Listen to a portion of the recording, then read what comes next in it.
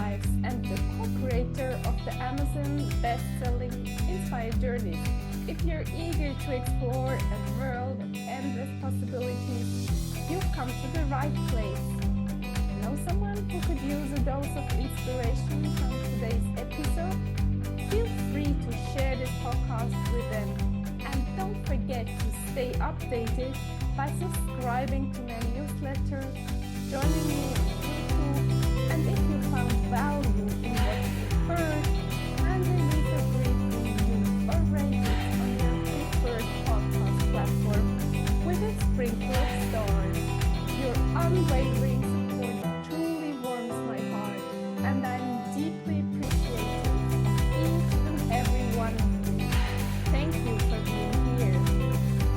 And today I'm so excited to have Gisela Rocha from Switzerland with me. Gisela, with over 3 decades of international experience in choreography and directing across America, Europe, Asia, and Brazil, has transitioned her focus to becoming a body-mind mentor, therapist, and energy healer. Through her personalized movement method, she inspires individuals and groups to connect with themselves on a profound level, enhancing their energy flow.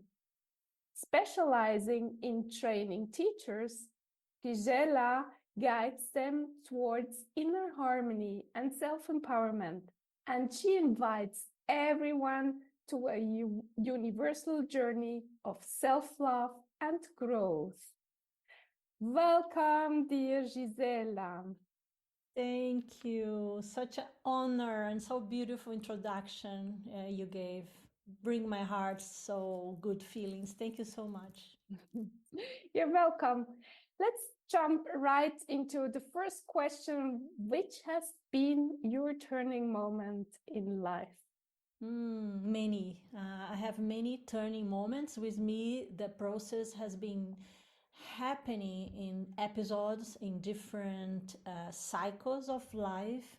And there was not one big one, several, many events. From my childhood, I was already noticing there is something bigger here than only this life. My mother was into spiritual world and educated me a lot. And I had a family of artists and psychologists and doctors, and I was myself artist. So this was already the journey. The door was set the tone. I was interested in self-growth, and I had many moments, many difficult moments.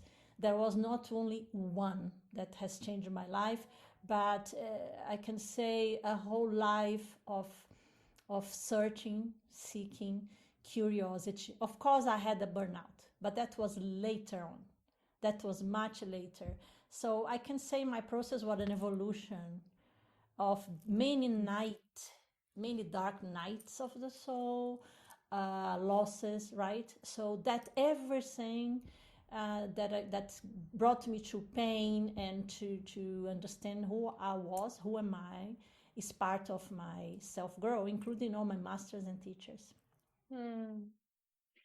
You said pain was also part of your life. So how do you understand pain?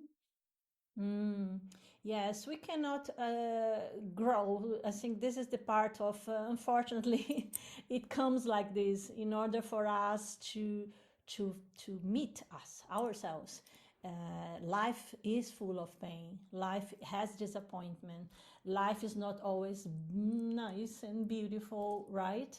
So I had a difficult family, dysfunctional family with spectrums. My father was an alcoholic. My mother was borderline. My sister, maniac depressive. So that was a very difficult scenario. At the same time, incredible, interesting. If you think about Brazil, at this time, I was born 62.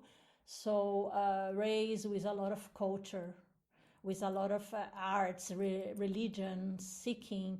So it was rich. The pain and the, I don't say the pain and the pleasure, but the pain and the growth, the advanced way of thinking was there. My father teach me music, classical music. My mother teach me literature, and at the same time they teach me pain. I want to get rid of those guys because there was so much pain at home. So they work together, and that's like the adult today that can look at that. So I had to do my inner work. I had to do the forgiveness. I have to do the liberation of the narrative to change the way I want to tell my story. So I feel blessed that that was a lot of difficulties, including losses of money and many crises and deaths in my family. So the pain was there to show me how strong I am. Makes And sense? yeah, and when you think back, what helped you in these dark nights, in these dark moments to yeah, to face the pain and whatever Spiritual was life. around? Spiritual life. And Spiritual life. what is it exactly for you? Because there are so many different Notions. methods. Mm. Yes, people they are very confused about being in a religion and being spiritual. And I was raised in a Catholic school, but I was not practicing there. I was not observe the lessons there. The opposite, like everybody. Oh, I don't want to know. I don't want to do with that. I don't want nothing to do with the name God or Jesus. I don't know how to pray. And so that was the beginning. But then my mother was into spiritual books, into self-healing books, into healing from the hands. She was telling me, we are energy. The words matter. How do you speak to yourself? You can create your reality. I was 15. So, and then my mother was introduced me gurus from India. And I became very curious. I became a seeker, learning how to pray, learning how to work with my spiritual muscles. So when I say spiritual, I mean really, I really study. I really did the Course in Miracles. I read all the books. I follow many teachers. From Eckhart Tolle in the beginning, nobody knows him. I was with him in Zurich. There was 5 people. So I don't believe in a life without a spiritual life, without a purpose. We are very much lost. And today I know I return to pray. I don't have problem with the word God. I think I am a God in action. I love the word God. I love Jesus, and I'm not in religion. But I don't have a problem to enter in a temple. I don't have a problem to enter in a church and meditate. So lucky me that I don't create so many bias and I'm receiving all the blessings. Here I am, I'm receiving all the blessings, studying the power of praying, the power of deeper connection. If you go silence, you find your soul. Mm. Deep, you find faith and support.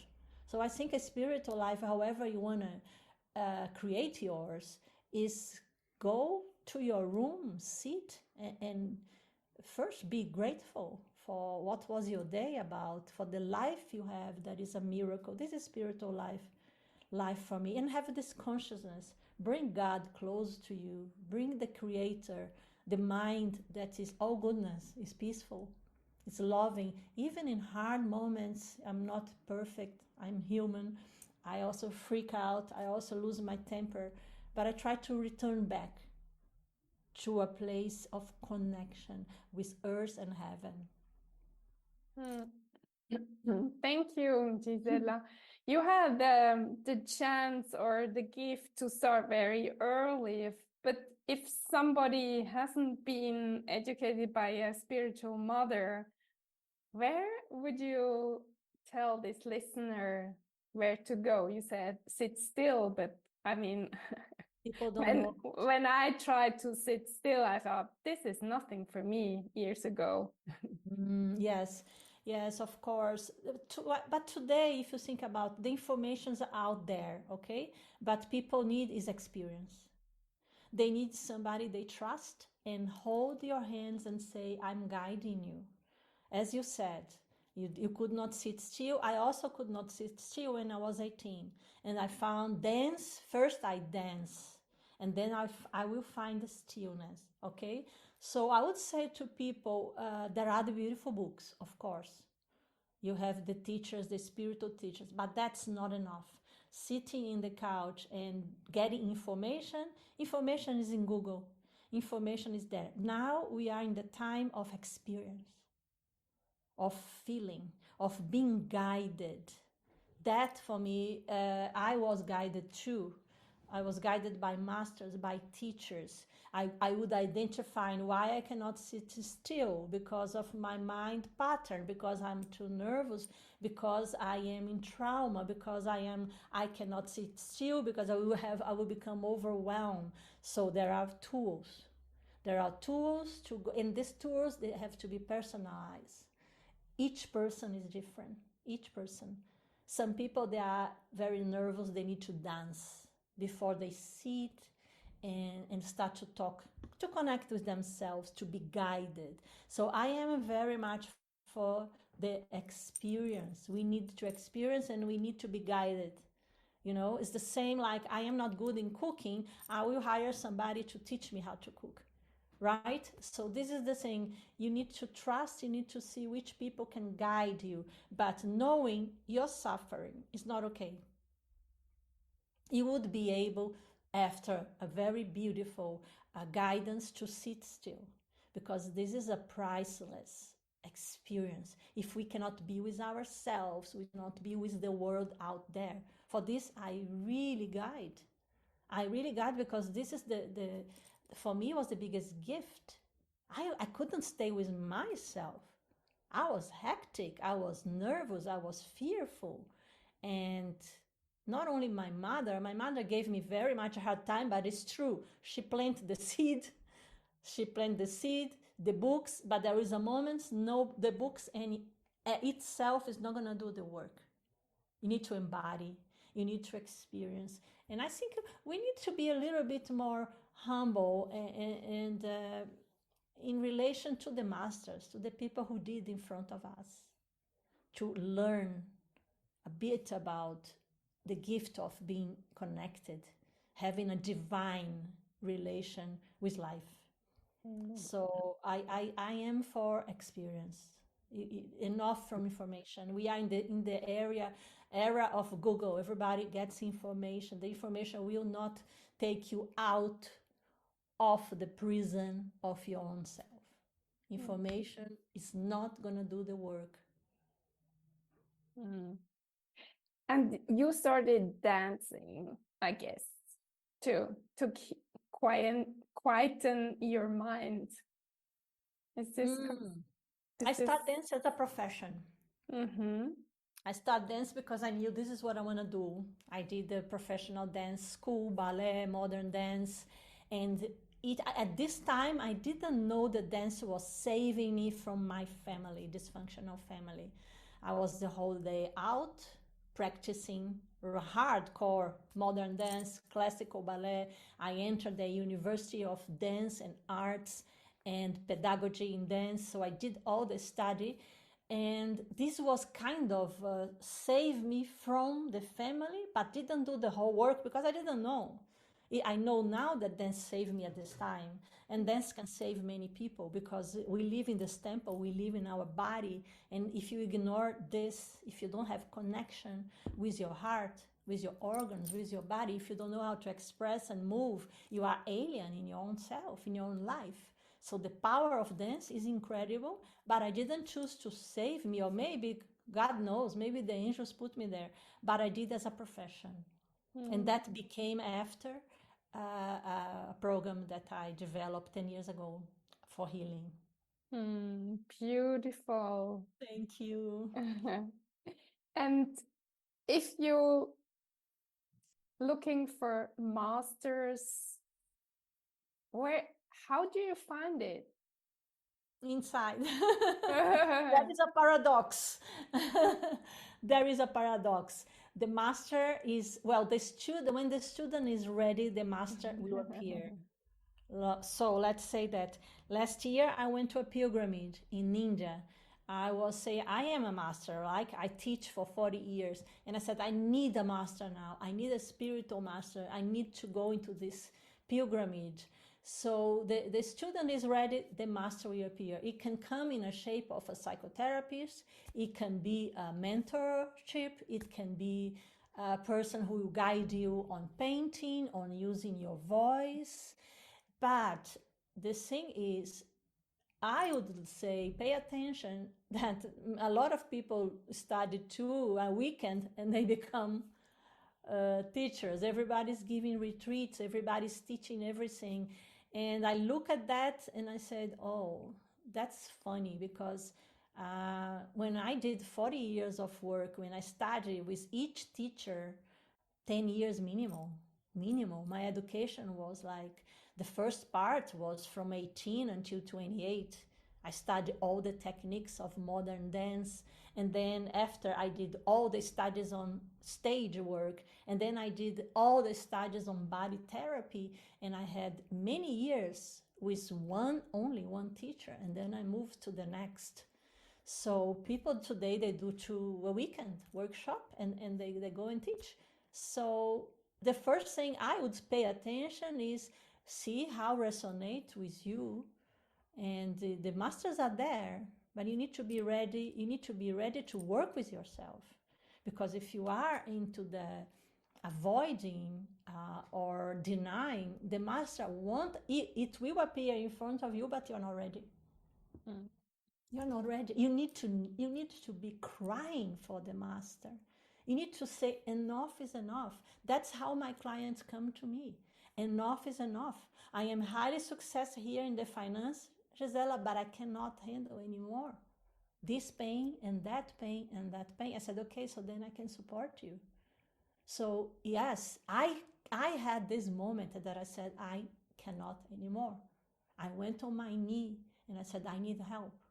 I need help. And the masters came and they did transform my life.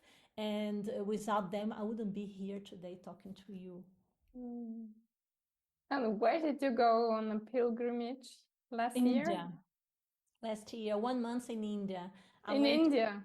Yes, I went to the caves. I went to a very extreme pilgrimage and it was interesting. It was interesting to work with my ego, to disrupt patterns of comfort, luxury, for example, in Switzerland. It was great because me as a mentor, I cannot feel comfortable. I need to challenge myself. I needed to say, this is really what I'm teaching. So that's why I went to study the life of the saints and the masters and the caves. And I think it was not easy when I was there. I just understood after how my frequency has been elevated, how much more clarity I get, how much more precision I get, and more presence. I felt after that. Beautiful. At the beginning, you said once that you also burned out. Why did you burn out? What was the story behind that? I burned out because I was not listening to my voice, to my inner voice. I was not honoring myself. I was pushing too hard. I was pushing, I was moving to Switzerland. I was having a baby. I had a new relationship, I married, and the career was very demanding. I had to travel. I have to go all over the world. I had a lot of stress, demanding, and I was not listening. The voice inside of me was saying, no, stop all this work. Go be a mother. But how in this society you can do that? And I didn't even brought my voice out to my husband. So I lied to me, I lied to him. I was pushing and he was pushing me. And I was not brave enough to say, there are signs here, there are signs, there are panics, there are nightmares. I need to slow down. I need to slow down. But the burnout is because I'm working since I am 18 years old. So at this time, 20 years ago, when I burned out, I was already, my first job, I was 18. So it's part of my personality. I love to work. So the shadow of that is knowing when to stop, knowing when to listen to your soul, deep, deep crying in my soul that I didn't have the courage to pay attention to that. So that was one burnout. Yes. Isn't it difficult to listen to these inner voices? Because your name means rock. And I can relate to that because I'm a working bee.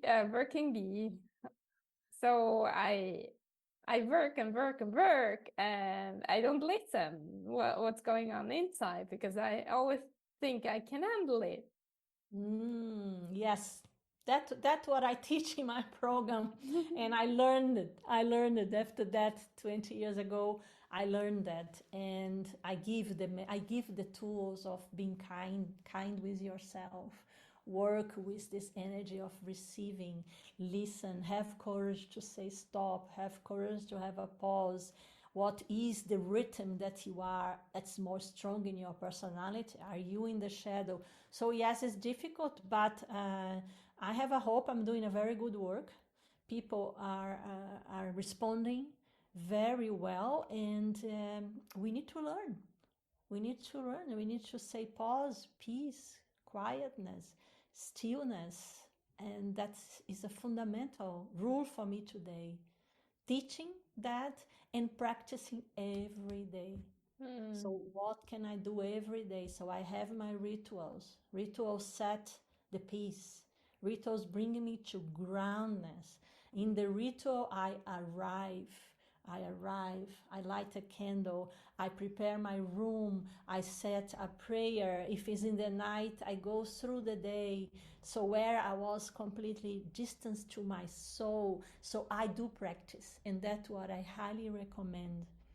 Daily practice of bringing the attention back, back to yourself.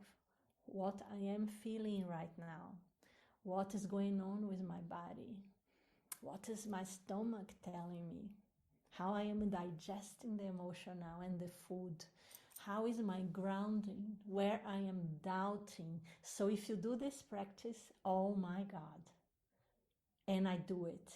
I do it every day. I have different practice for each time that ground me, that make me feel expanded, make me feel all is well. And also I do a lot affirmations.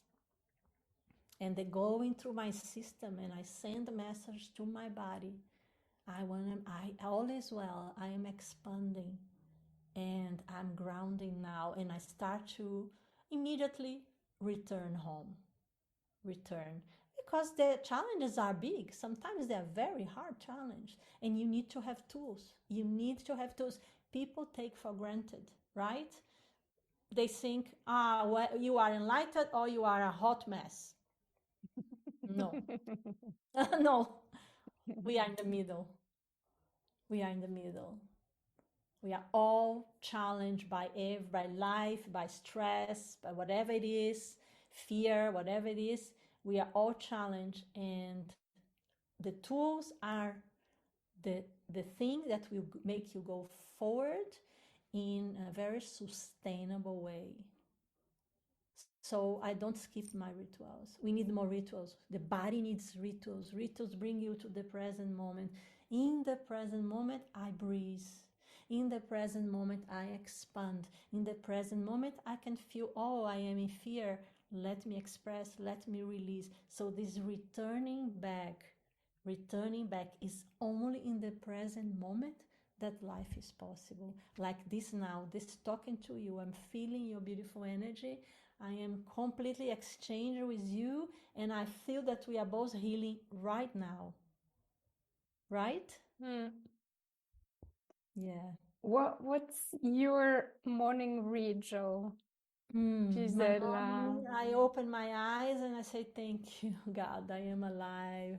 I am breathing. Before I stand up of the bed, I say, thank you. I go inside of my body and I say that. And I touch, okay, all is well. And then I stand up. Because of my system, I had autoimmune disease, Hashimoto. I need to eat first. So I have a beautiful breakfast. And then I select time for prayers, time for intellectual soul, where I can read, where I can write ideas, where I can listen to podcasts or do affirmations. All that is set me to the present moment. And then I visualize the day. I try to visualize in the most harmonious ways that my mind see it clear, that my relations will be guided by love and kindness, that I can be grounded and all is well, and I bring into this golden light, bringing the day into the golden light, and then I bless others. I start blessing my daughter, and then I bless my students, I bless my team, and then I bless the whole planet, sending my blessings. So by that time, after I did the working of writing and ideas, there's more soul, what I call soul work, and then I am ready to go, ready to have a client, because then I'm good. I am connected to myself. I can take care of my clients. Of course, I dance, and of course, I move my body every day. Yeah. Beautiful. Thank you. And what's the book you're reading at the moment? Just curious. I read I have like a bout of Audible that I'm listening. I'm reading again, listen again to my teacher, Caroline Miss, the Advanced Energy Anatomy. I'm doing again affirmations from Louise Hay. There is many books at the same time. I have my Audible and I have podcasts. Follow my colleagues, my friends, people who works with healing body therapy. But now I'm concentrating the last Caroline Miss. I will buy the new one from Marianne Williamson. It's about Jesus. And then all my books here, there are many. And also the ones I send to my students. I read a lot. Wonderful. So thank you so much, Gisela, for opening this space, this healing space. I really felt it as well. I had goosebumps. What are the 3 things you would like to give to the listeners, just in short? And pay attention. Attention is love. Pay attention. Pay attention in yourself, in your thoughts. Put the phone away and say, I'm walking on the street. I see the birds. I listen to the birds. Give time to pay attention as much as possible. Attention in your inner spaces, attention in your outer spaces, attention in your life, in the areas of your life. Give attention, listen, give love, pay attention to emotions. I think I gave more than 3, Yes. Pay attention to information, pay attention to what is coming to your field. May not be the nice things, may not be what you want, but pay attention and give space. Yeah. So thank you, Gisela. Thank you so much. Oh, thank you, Esther. It was so pleasure to talk to you. And thank you, dear listener, for spending your precious time with us today. And in case you feel worthless and nobody seems to like you, we tell you, you're amazing, we love you, and you are a gift to everyone who crosses your path. And please tell yourself these sentences over and over again. Have an amazing day and talk to you next week.